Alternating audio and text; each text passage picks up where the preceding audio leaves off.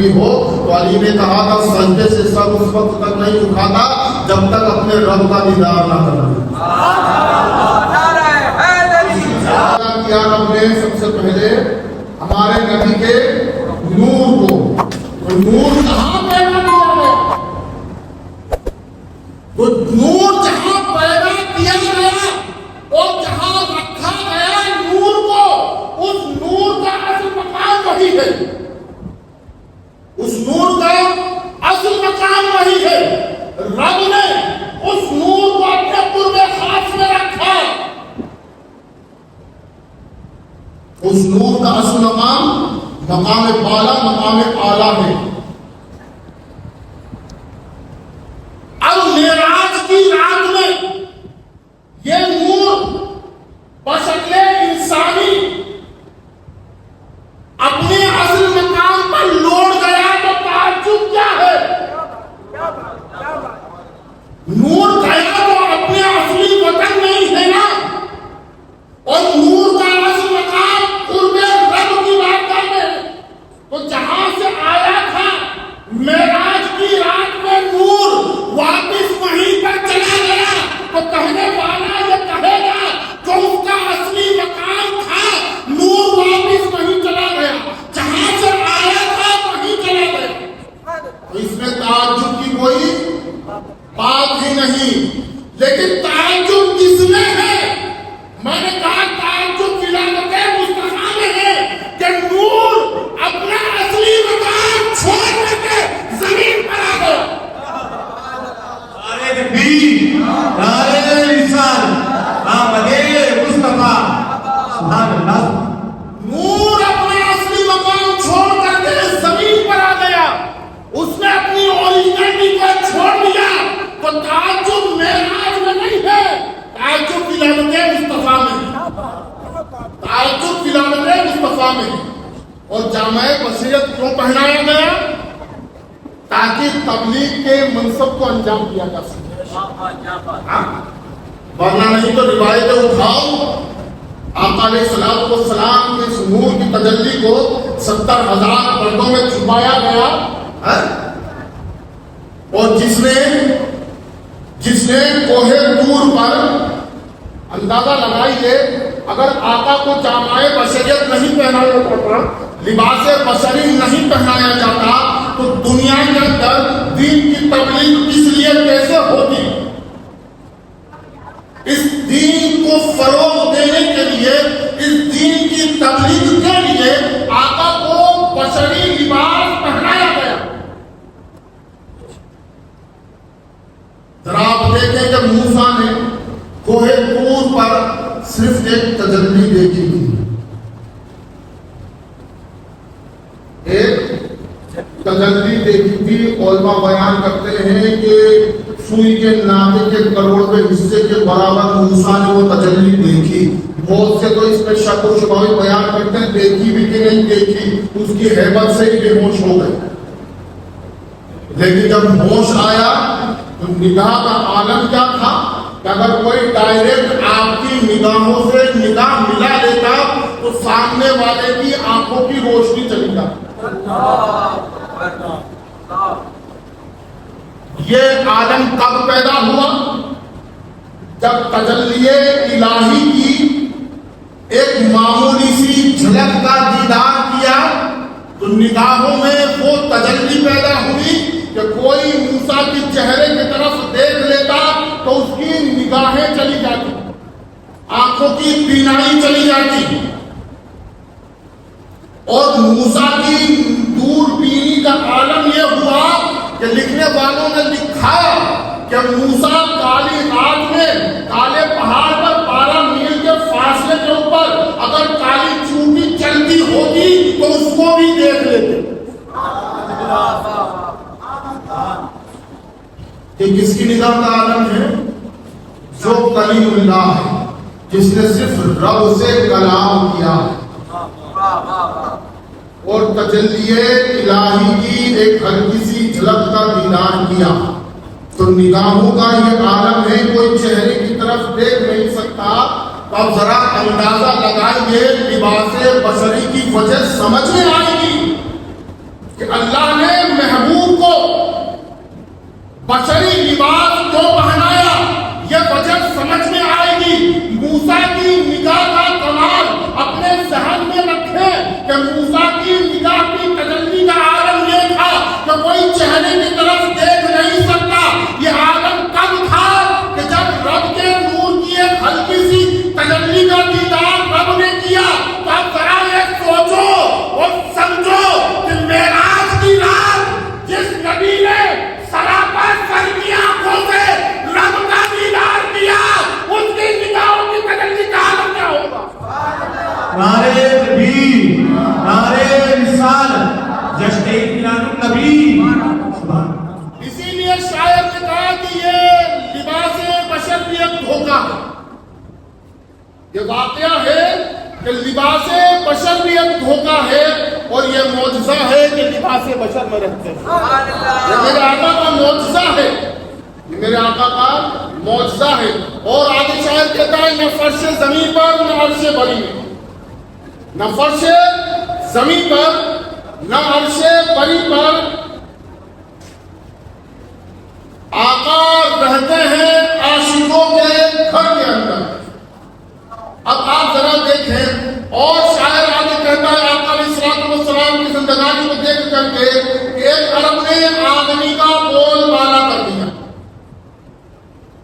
ایک عرب نے آدمی کا بول بالا کر دیا، خواب کے ذروں کو ہم دوشے سریا کر دیا۔ خود نہ تھے جو راہوں پر اوروں کے حالی بن گئے۔ اللہ اللہ کیا نظر تھی جس نے مردوں کو مسیحا کر دیا۔ اللہ اللہ کیا نظر تھی جس نے مردوں کو مسیحا کر دیا۔ ایک مرتبہ درود پاک پڑھیں اللہم سیدنا مولانا محمد وعلی آل محمد وسلم صلو علیہ السلام صلی اللہ علیہ وسلم۔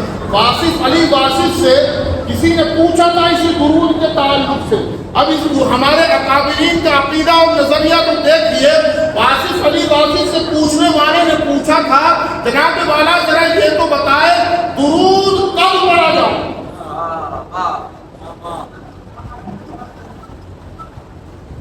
درود کب بھی پڑھا جائے؟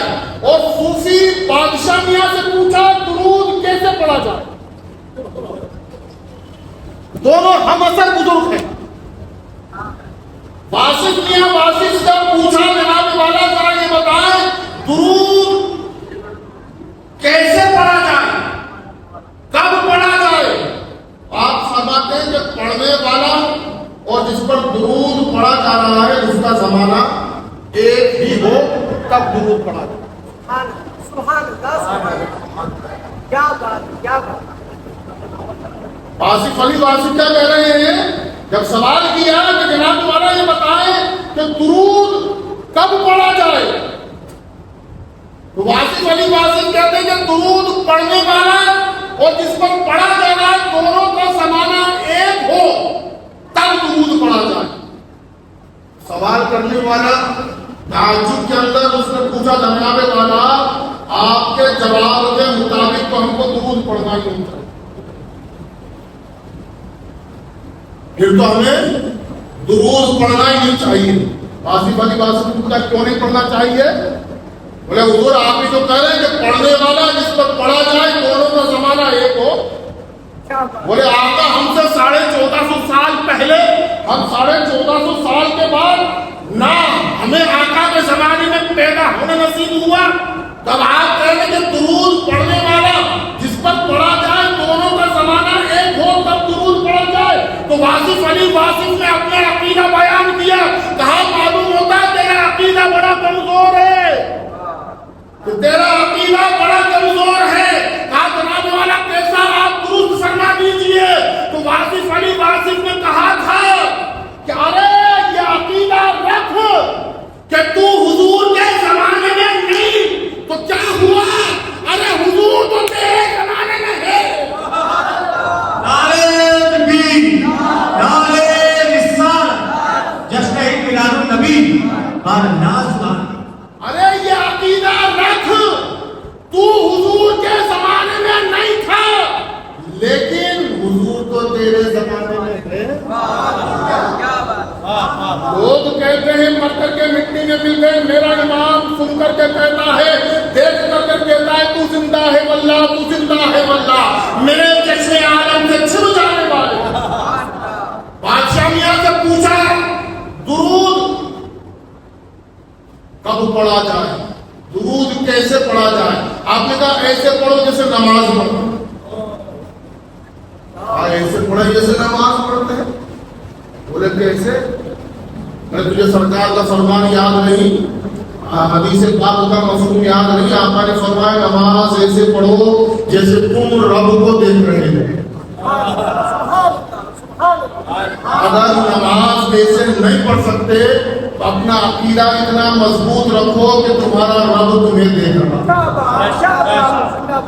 تمہارا رب تمہیں دیکھ رہا ہے۔ جب نماز پڑھو تو ایسے پڑھو کہ جیسے تم رب کو دیکھ رہے ہو۔ اب ایسی تو ہمارے پاس ہے، ایسی بس کی نہیں، ایسی تو مولائی کائنات نے پڑھ کر کے بتائی۔ سوال کیا تھا علی جس خدا کی نماز پڑھتے ہو جانتے بھی ہو، تو علی نے کہا تھا سجدے سے سر اس وقت تک نہیں اٹھاتا جب تک اپنے رب کا دیدار نہ کرنا۔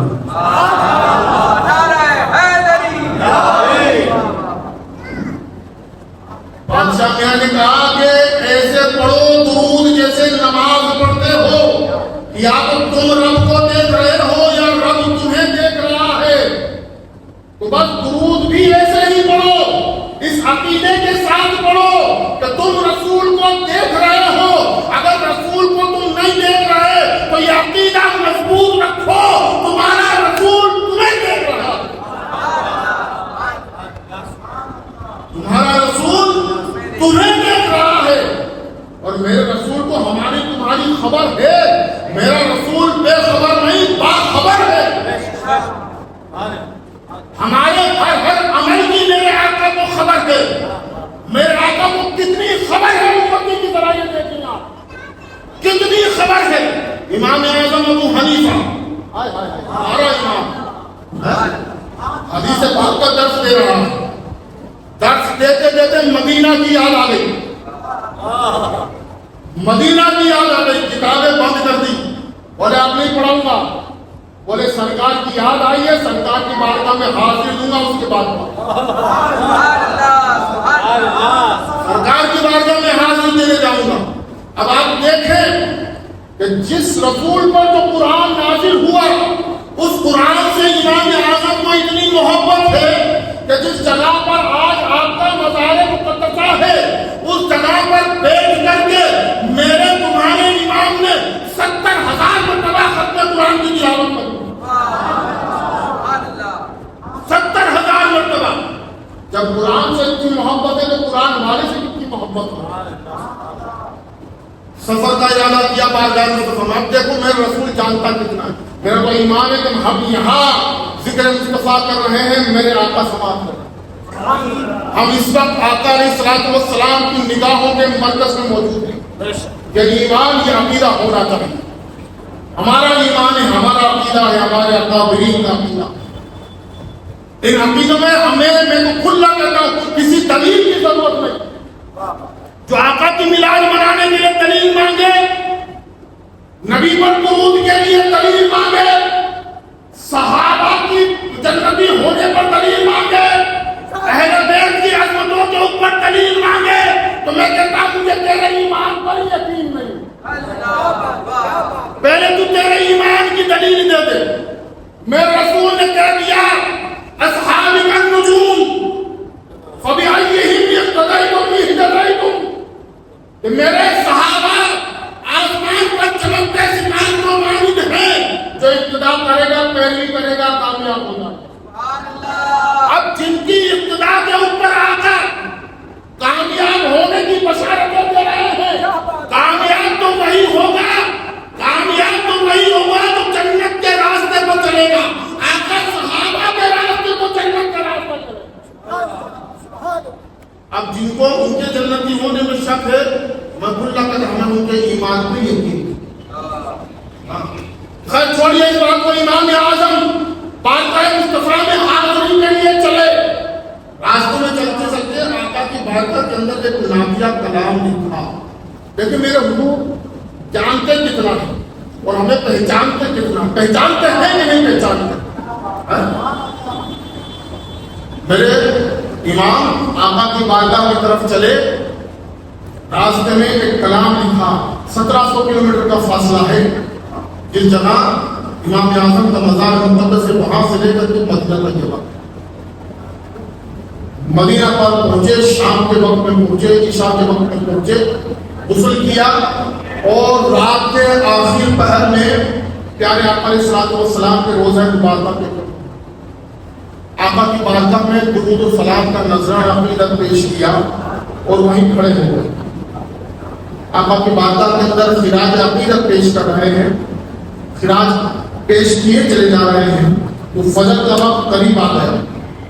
آقا علیہ الصلوۃ والسلام کے آستانہ مبارکہ کی جو خادم اس وقت اس زمانے کے اندر خدمت کیا کرتے تھے، چاروں کشیانی کے صفائی کیا کرتے تھے، وہ بھی پہنچ گئے۔ انہوں نے آقا کے مزار مقدسہ کی حجرہ مبارکہ کی چاروں کشی کری اور امام اعظم کے قریب میں آ کر کے ہاتھ باندھ کر کے کھڑے ہو گئے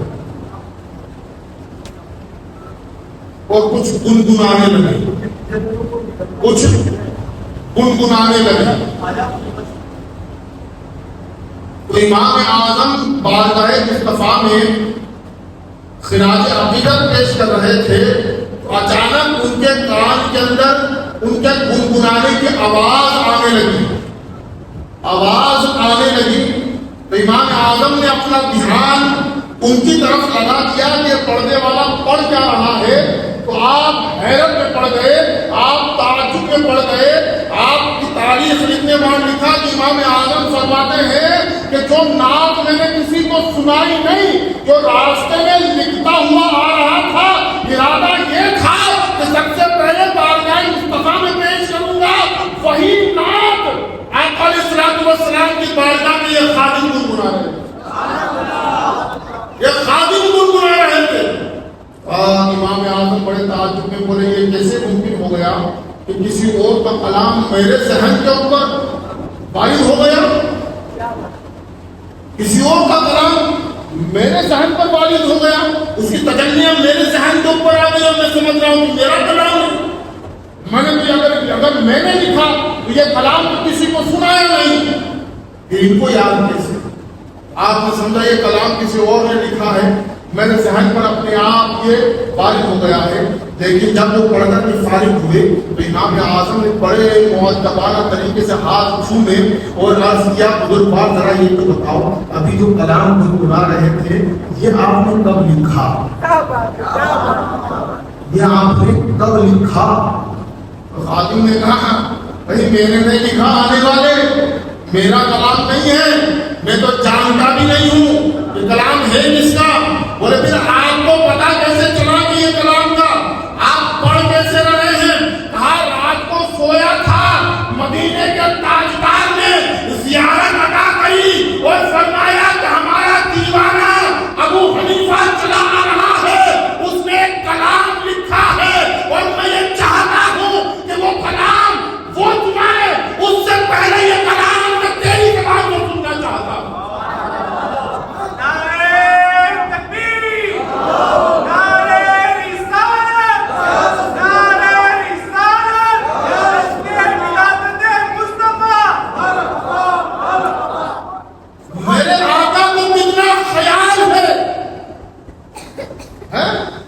وہ میرا دیوانہ آ رہا ہے، وہ یہ کلام سنائے، اس سے پہلے تیری زبان سے اس کا لکھا ہوا کلام سننا چاہتا۔ اللہ، لوگ نہ جانے کہاں سے عقیدہ لے کر کے آئے کہ آقا سنتے نہیں۔ میرا امام کہتا ہے دور و نزدیک کے سننے والے وہ کام، آنے والے کرامت میں لاکھوں سلام، یہاں سے ہم اتارے وہاں وہ سنے، مصطفیٰ کی سماعت میں لاکھوں سلام۔